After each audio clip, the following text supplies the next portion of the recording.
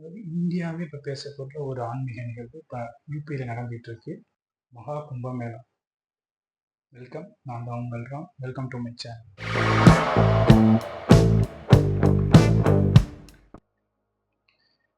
மகா கும்பமேளா என்னன்றதை ஃபுல்லாக டீட்டெயிலாக பார்த்துட்டு திருவோணி சங்கமம் இந்த வீடியோ ஃபுல்லாக பார்த்தா மட்டும்தான் உங்களுக்கு புரியும்.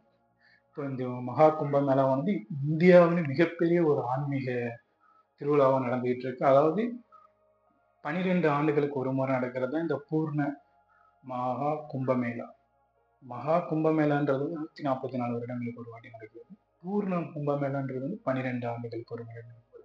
ஏன் இந்த 12 ஆண்டுனா தேவர்களும் அசுரர்களும் போர் புரிகிறாங்க. அதாவது 12 பகல் 12 இரவு, நமக்கு வந்து 12 ஆண்டுகள். எதுக்குன்னா அந்த அமிர்த கலசம் அதை சாப்பிட்டா சாகாவரம் கிடைக்கும்ன்ற ஒரு நம்பிக்கைலாம் அந்த அமிர்த கலசத்துக்கு சண்டை போடும்போது அதுல இருந்து அந்த கும்பம் வந்து அந்த பார்க்கடல விழுந்ததாகவும், அதாவது திருவோணி சங்கமத்துல விழுந்திருக்கு. திருவோணி சங்கமம்னா கங்கை, யமுனை, சரஸ்வதி அது சேர்ற இடம் தான் திருவோணி சங்கமம். இந்த இடத்துலதான் இப்ப நடந்துகிட்டு இருக்கு மகா கும்பமேளாவானது. இதுக்கு முன்னாடி 2003 2010 ஆண்டுல நடந்திருக்கு. பல கோடி மக்கள் வந்து இதுல கலந்துக்கிட்டு, பட் அவங்க சொல்றதும் நான் இங்க வந்துட்டு போனதுக்கப்புறம் ஒரு புத்துணர்ச்சியா இருக்குன்றதான் சொல்லியிருக்காங்க. இதுக்கு நம்ம ஏன் இந்த 12 வருடம்னா தேவர்கள் வந்து 12 பகல் 12 இரவு வந்து போர் புரிஞ்சதுனால இது வந்து 12 வருடங்களா நமக்கு கணக்கா இருக்கு. இது வந்து இப்போ வந்து கொண்டாடிட்டு இருக்காங்க. 12 வருடங்களுக்கு விட்டு இது கொண்டாடுறோம். இப்ப நடந்துகிட்டு இருக்கிறது வந்து மகா கும்பமேளா 144 வருடங்களுக்கு அடுத்து. இதுல வந்து பலாயிரம் கோடி ஃபண்டு இதுல இருக்கிற 25,000 கோடி ஃபண்டு வந்து யூபிக்கு இப்போ இதுல கிடைக்கணும்னா பிளஸ் இதுல வந்து பல கோடி கணக்கான மக்கள் வந்து இதுல இந்த விழாவில் கலந்துப்பாங்கன்னு ஒரு நியூஸ் வந்து.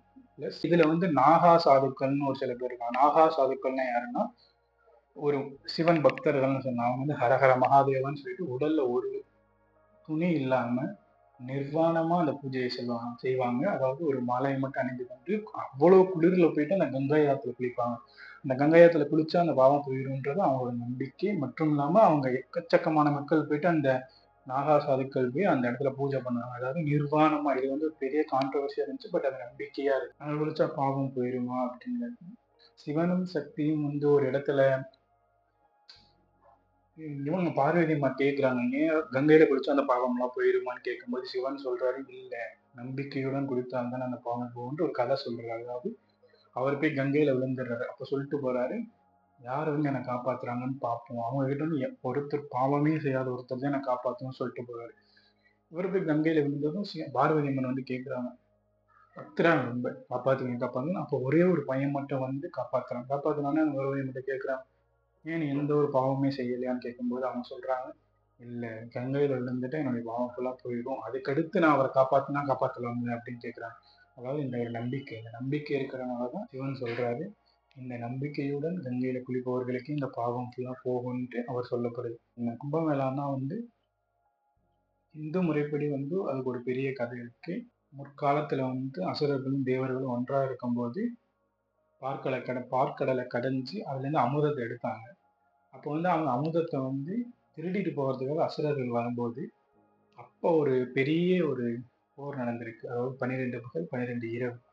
அந்த போர்ல வந்து சிதறப்பட்டு விழுந்த துளிகள் வந்து இந்த 4 இடத்துல விழுந்ததாகவும், அந்த இடத்துல அந்த கும்பன்றது அந்த கலசம், அந்த கலசத்துல விழுந்ததாகவும், அதனால இப்ப அந்த கும்பமேளாவா வச்சு கொண்டாடுறதாகவும், அந்த இடத்துல போய் குளித்தா பாவங்கள் எல்லாமே போயிடும், புறம் உள்ளலுக்கு வெளியில் எல்லாருக்கும் போயிரும்ன்றது ஒரு நம்பிக்கை. இன்னொரு ஒரு கதை என்னன்னா, அந்த பார்க்கடல்ல வந்து விஷ்ணு அவங்க கையில வந்து அந்த அமுத கலசம் இருந்ததாகவும், அது அவருடைய வாகனமான கருடத்தை கொடுத்து விடும்போது அந்த கருடர் வந்து கொண்டு செல்லும்போது அந்த பார்க்கடல்ல வந்து அந்த அமுதம் கலசம் விழுந்ததாகவும், அதனால கும்பமேளா கொண்டாடப்படுறதாகவும் இன்னொரு கதையும் இருக்கு. இப்ப அந்த கும்பமேளா வந்து எந்த இடத்துல கொண்டாடுறாங்கன்னா, மகா கும்பமேளா வந்து 4 வகைப்படும். 4 வகைப்படும்னா ஆட் கும்பமேளா, கும்பமேளா பூர்ணா, மகா கும்பமேளா. இந்த 4 வந்து கும்பிடுறாங்க. 3 வருடம், 6 வருடம், 12 வருடம், 144 வருடம். இந்த 6 வருடமானது 6 வருட கும்பமேளாவானது அலகாபாத்திலும் ஹரித்வார்ல மட்டும்தான் நடக்கும். மகா கும்பமேளான்றது வந்து 144 வருடங்கள் 4 இடத்துல வந்து இந்த கும்பமேளாவானது நடக்கும். ஹரித்வார், உஜ்ஜைன், நாசிக் மற்றும் அலகாபாத் இந்த 4 இடத்துல நடக்கும். 3 வருடம் 3 வருடம் 3 வருடம் 3 வருடம் ஆகிய 12 வருடமா நடக்கும். இதுல 6 வருடம் ஹரித்வார் அலகாபாத்ல மட்டும்தான் இது நடக்கும். இதுதான் அதாவது பிப்ரவரி 26 மகா சிவராத்திரி. ஜனவரி 13 முதல் பிப்ரவரி 26 ஆகிய 45 நாட்கள் இந்த மகா கும்பமேளாவானது நடைபெற உள்ளது. ஓம் நம சிவாய.